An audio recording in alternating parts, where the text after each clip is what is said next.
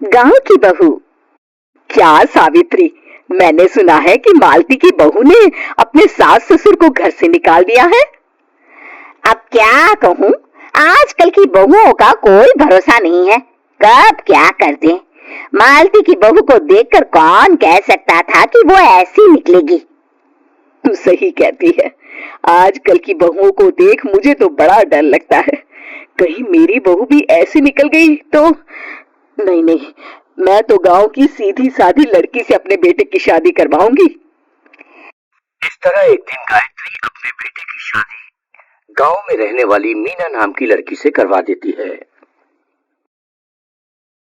ये लीजिए माँ जी, आपके लिए गर्मा गर्म नाश्ता और चाय। अरे वाह बहू, सच कह रही हूँ, जब से तू इस घर में आई है मुझे तो बड़ा आराम है। तेरे जैसी बहू तो किस्मत वालों को मिलती है। का माँ जी, अब इतनी भी तारीफ मत करिए ना। धीरे धीरे मीना गायत्री की चहेती बन जाती है और मीना भी गायत्री को कभी शिकायत का मौका नहीं देती थी। फिर एक दिन, ये ले बहू, आज मैं बाजार से तेरे लिए साड़ी लाई हूँ। साड़ी देखते ही मीना का मुंह लटक जाता है। का माँ जी, ये भी कोई साड़ी है? ना, मुझे तो बिल्कुल पसंद नहीं आई। अरे लाना ही था तो कोई अच्छी महंगी वाली साड़ी ले आती मेरे लिए। आप तो ये सस्ती साड़ी उठा लाई। मुझे नहीं ना चाहिए आपकी ये साड़ी, आप ही पहनिए इसे। अरे ये क्या बहू, तू तो आजकल कुछ ज्यादा ही नखरे दिखा रही है। मैं इतने प्यार से तेरे लिए साड़ी लेकर आई हूँ और तू है कि उल्टा मुझे ही दो बातें सुना रही है।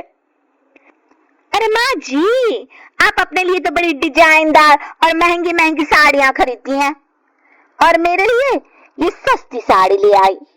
आप समझती हैं कि मैं गांव से आई हूँ इसलिए मुझे कुछ नहीं पता। हाँ, अरे कुछ नहीं, तुझे शहर की हवा लग गई है बहू। इस तरह दोनों सास बहू में रोज किसी न किसी बात पर लड़ाइयां शुरू हो जाती थी। एक दिन गायत्री अपनी कुछ सहेलियों को अपने घर चाय पर बुलाती है। अरे बहू, मेरी सहेलियों के लिए बढ़िया चाय नाश्ता तो बना दे। अरे माँ जी, अभी ना मेरे पास बिल्कुल भी समय नहीं है, मुझे ब्यूटी पार्लर जाना है।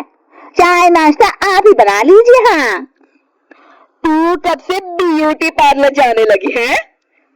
शहर आए 2 दिन नहीं हुए और देखो महारानी के नखरे शुरू हो गए।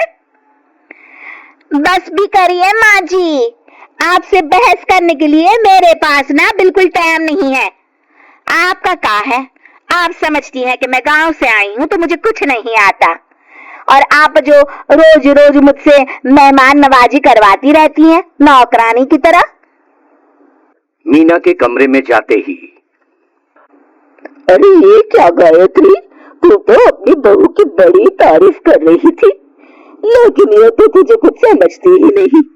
भाई मुझे तो लग रहा था कि तेरी बहू गांव की है तो सीधी सादी होगी, लेकिन इसने तो शहरी बहुओं को भी मात कर दिया। हाँ। अपनी सहेलियों के सामने अपनी बेइज्जती होते देख गायत्री आग बबूला हो जाती है। अरे क्या शहर और क्या गांव, मेरी तो किस्मत ही फूटी थी जो मैं इसे बहू बना के ले आई। भगवान जाने आगे और क्या क्या करेगी। अब तो मुझे कुछ ठीक नहीं लगता।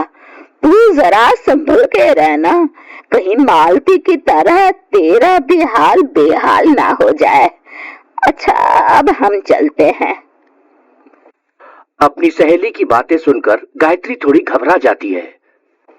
अरे ये सुशीला क्या बोलकर चली गई, कहीं इसकी बात सच ना निकल जाए। दूसरी तरफ मीना सारी बातें सुन लेती है। अगले दिन से गायत्री अपनी बहू से कोई काम करवाने से पहले 10 बार सोचती थी। ज्यादातर काम वो खुद ही कर लेती थी। अचानक अपनी सास में आए इस बदलाव को देख मीना, लाइए ना माँ जी, मैं कर देती हूँ ना काम। एक बात पूछूं माँ जी, आजकल ना आप बड़ी चुप चुप सी रहती हैं। और अब मुझसे झगड़ना तो दूर, मुझसे खुल के बात तक नहीं करती आप। कुछ नहीं बहू, वैसे ही। मीना अपनी सास की मंशा भाप जाती है और मुस्कुराते हुए कहती है, अरे माँ जी, चिंता मत करिए, मैं आपको घर से नहीं ना निकालने वाली। ये डर आप अपने मन से निकाल दीजिए। अरे छोटे मोटे झगड़े तो हर घर में होते रहते हैं, चाहे कुछ भी हो जाए, आप मेरी सासू माँ हो। मैं तो जिंदगी भर आपकी सेवा करूंगी माँ जी। अपनी बहू की बातें सुन गायत्री को एक प्रकार का संतोष होता है और उसकी सारी चिंताएं दूर हो जाती है। गायत्री अपनी बहू को गले लगा लेती है। मुझे माफ कर दे बहू, मैं तुझे गलत समझ बैठी थी। कोई बात नहीं माँ जी, ये ना घर घर की कहानी है। हाँ।